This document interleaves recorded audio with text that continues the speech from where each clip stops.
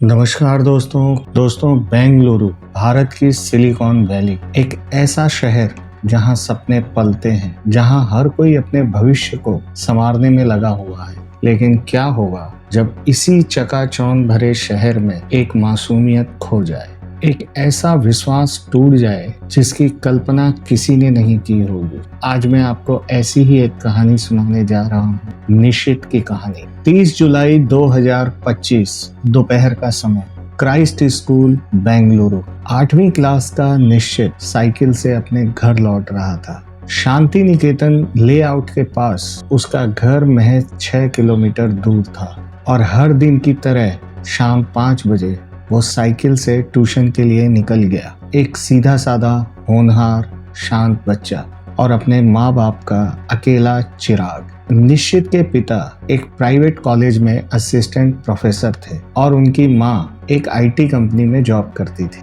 और निशित के दादाजी भी उन्हीं के साथ रहा करते। लेकिन उस शाम कुछ अलग होने वाला था। जिस निश्चित को रोज शाम को 7 से 7:30 बजे घर लौट के आना होता था, वो आज की रात 8 बजे तक भी घर नहीं लौटा। आजकल के जमाने में 13 साल के बच्चे को अगर थोड़ी भी देर हो जाए तो चिंता होना स्वाभाविक था। निश्चित के दादाजी खुद ट्यूशन सेंटर पहुंचे तो वहां के टीचर ने उन्हें बताया कि निश्चित अपने तय समय पे आया था और क्लास खत्म होते ही वो वापस लौट गया। लौटते वक्त प्रोमली फैमिली पार्क के पास दादाजी की नजर एक साइकिल पे पड़ी। ये साइकिल निश्चित की थी, लेकिन निश्चित वहां कहीं नहीं था। अब पूरा परिवार निश्चित को ढूंढने में लग गया। दोस्तों, रिश्तेदारों, पास पड़ोस के सभी लोगों से पूछताछ हुई, लेकिन निश्चित का कोई पता नहीं चला। रात के 10:30 बज जाते हैं। निश्चित के पिता ने हुली माबू पुलिस स्टेशन में गुमशुदगी की शिकायत दर्ज कराई। पुलिस तुरंत हरकत में आती है। पुलिस ने ट्यूशन सेंटर से लेके घर तक सारे सीसीटीवी कैमरे खंगालने शुरू किए और इन्हीं में से उन्हें एक बहुत बड़ा सुराग मिला। एक फुटेज में निश्चित पल्सर पे दिखाई देता है और जो पल्सर चला रहा था उसने हेलमेट पहना हुआ था, जिससे उसकी तस्वीर साफ नहीं हो पा रही थी। घर वालों ने फुटेज देखी लेकिन उस शख्स को पहचान नहीं पाए। हेलमेट और चेहरा बिल्कुल ढका हुआ था, इसलिए पहचानना मुश्किल हो रहा था। लेकिन जिस तरह से निश्चित बड़े आराम से उस बाइक पे बैठा था, उससे साफ लग रहा था कि वो शख्स निश्चित को अच्छे से जानता है। उसे कोई जबरदस्ती से नहीं ले जा रहा था। ऐसे मामलों में जब फोन की घंटी बजती है तो घर वालों का दिल भर जाता है। रात 1 बजे निश्चित की माँ सविता के मोबाइल पे एक कॉल आता है। ये एक ऐसी कॉल थी जिसने इस पूरे केस का रुख बदल दिया। ये एक व्हाट्सएप कॉल थी और किडनैपर्स ने 5 लाख की डिमांड की थी और साथ में धमकी दी कि अगर पुलिस को बताया तो अपने बेटे का मरा हुआ मुंह देखे। एक पल में अपने बच्चे की जान किसी और के हाथों में देखकर उनके पैरों तले जमीन खिसक गई।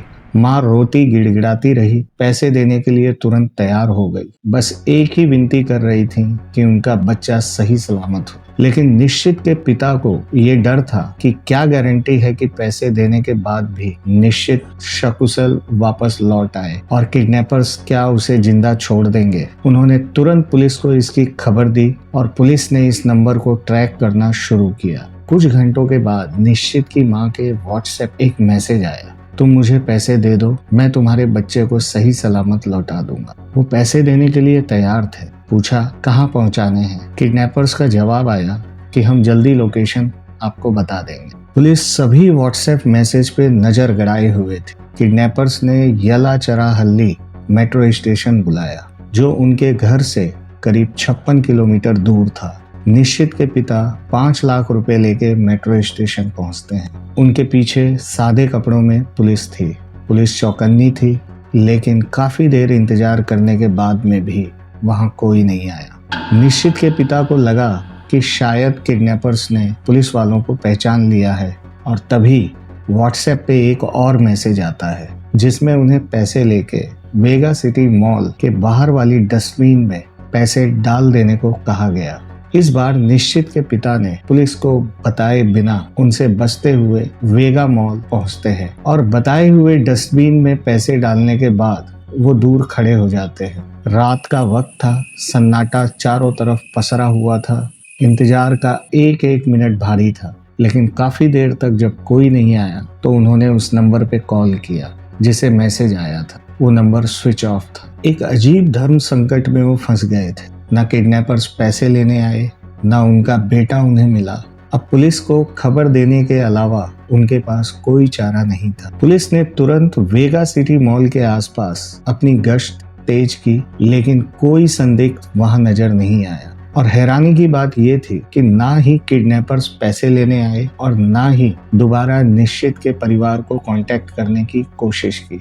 और सबसे बड़ी चौंकाने वाली बात यह थी कि जितने भी नंबर से किडनैपर्स ने कॉल किया था वो सब आउट ऑफ कंट्रोल दिखा रहे थे। और सिर्फ 5 लाख रुपए की फिरौती से ये साफ था कि किडनैपर्स ने ये सब कुछ जल्दबाजी में किया था, जिसमें ज्यादा लोग शामिल नहीं थे। एक और बात साफ थी कि इसमें किसी करीबी का हाथ है, लेकिन वो कौन था? निश्चित को अगवा हुए अब 12 घंटे से ज्यादा बीत चुके थे। किडनैपर्स की तरफ से पूरी खामोशी थी और पुलिस भी अपने तरीकों से जांच में जुटी हुई थी। लेकिन उसी शाम लगभग 5:30 बजे कगालीपुरा रोड के पास एक सुनसान इलाके में गाय बकरी चराने वाले एक आदमी को एक लाश पड़ी मिली। उसने तुरंत पुलिस को इसकी सूचना दी। डीसीपी और रूरल पुलिस के साथ पूरी टीम वहां मौके पे पहुंचती है। वहां एक अधजली बॉडी पड़ी थी। चेहरा पूरी तरीके से झुलसा हुआ था। कपड़े और जूते भी काफी हद तक जल चुके थे, लेकिन बॉडी के आकार से ये साफ पता चल रहा था कि वो किसी बच्चे की लाश है। बनेरघट्टा पुलिस ने तुरंत हुली माबू पुलिस को इसकी सूचना दी। उधर निश्चित के माता पिता ने अपने बेटे को पाने की उम्मीद अभी भी नहीं छोड़ी थी। उनके पास जब बॉडी की शिनाख्त के लिए पुलिस का कॉल आता है तो बदहवास हो जाते हैं। बचे हुए अधजले कपड़ों के टुकड़े और कमर पर बंधे सिल्वर धागे से ये पुष्टि हो गई कि वो लाश निश्चित की थी।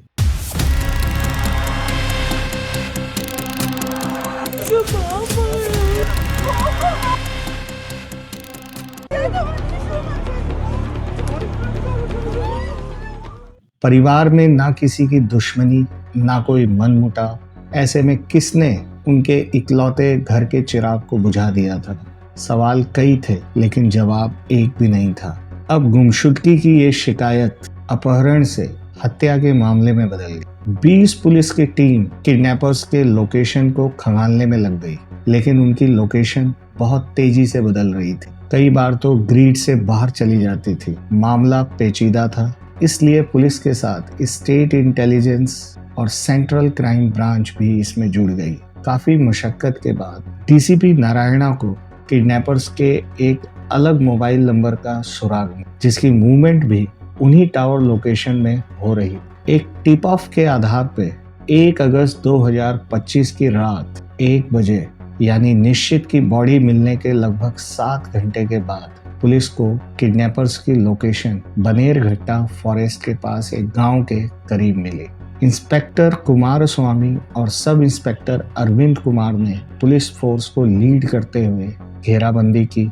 स्कूटी से भाग रहे 2 किडनैपर्स को हवा में गोली चला के सरेंडर करने की चेतावनी दी गई, लेकिन इसके बावजूद किडनैपर्स ने न सिर्फ भागने की कोशिश की, बल्कि पकड़ने की कोशिश में पुलिस ऑफिसर्स पर खंजर से हमला कर दिया। जिसके बाद सेल्फ डिफेंस में पुलिस ने एक किडनैपर्स के दोनों पैर पर, वहीं दूसरे के दाएं पैर पर गोली मार के उन्हें अरेस्ट कर लिया और इलाज के लिए हॉस्पिटल में एडमिट कराया। निश्चित की फैमिली को जब इनकी पहचान करने के लिए बुलाया गया तो अपने बेटे के कातिलों को देखते ही उनके होश उड़ गए, क्योंकि इस किडनैपिंग का मास्टरमाइंड कोई और नहीं था बल्कि उनका ड्राइवर गुरु मूर्ति था, जिस पे उनको सबसे ज्यादा विश्वास था। 27 साल का गुरु मूर्ति ड्राइवयू नाम की कंपनी में एक प्रोफेशनल ड्राइवर था। लगभग 8 महीने पहले दिसंबर 2024 में निश्चित की फैमिली ने उसे सविता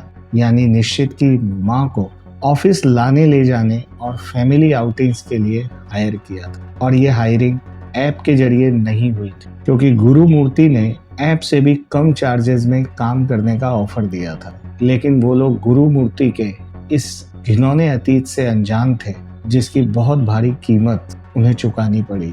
गुरुमूर्ति के खिलाफ 2020 में पॉस्को एक्ट के तहत कोनाना कुंटे पुलिस स्टेशन में एक केस दर्ज हुआ था, जिसमें लास्ट मोमेंट में गवाह के मुकर जाने के चलते उसे बरी कर दिया गया था। चूंकि वो एक रेपुटेड ऐप में ड्राइवर का काम कर रहा था, इसलिए उन्होंने गुरुमूर्ति का पुलिस वेरिफिकेशन तक करवाना जरूरी नहीं समझा और बेहद कम वक्त में गुरुमूर्ति ने पूरे परिवार का विश्वास जीत लिया और निश्चित के भी वो काफी करीब हो गया। ऑफिस, स्कूल, घर, फैमिली, आउटिंग्स, ड्राइवर होने के नाते वो हर जगह जाता था। असल में उसके इरादे नेक नहीं थे।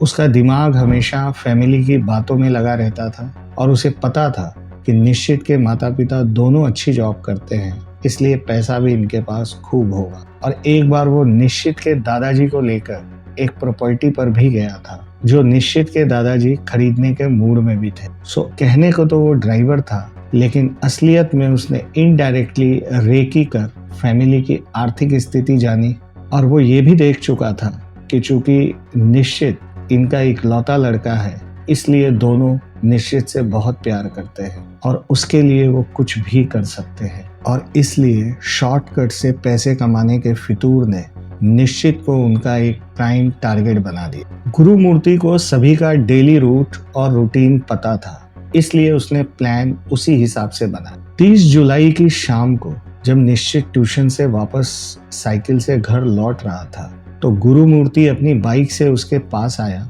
और निश्चित को चाट खिलाने के नाम पर उसके साथ चलने को कहा। चूंकि गुरुमूर्ति उनके घर का रेगुलर ड्राइवर था, इसलिए निश्चित उसके बुरे इरादों से अनजान था और इसीलिए उसने साइकिल पार्क के पास खड़ी की और उसके साथ बाइक पे बैठ के चला गया। और चाट खिलाने के बाद उसने निश्चित से कहा कि मैं तुम्हें कुछ देना चाहता हूँ, लेकिन ये एक सरप्राइज है जिसके लिए तुम्हें मेरे साथ चलना होगा। और इसी तरह बहला फुसला के वो उसे अपने साथ ले गया। गुरुमूर्ति इस दिन से पहले भी एक बार निश्चित को पानी पूरी खिलाने के बहाने लेके जा चुका था और बाद में ड्रॉप कर दिया, ताकि वो ये कंफर्म कर सके कि असली प्लान वाले दिन निश्चित उसके साथ आएगा या नहीं।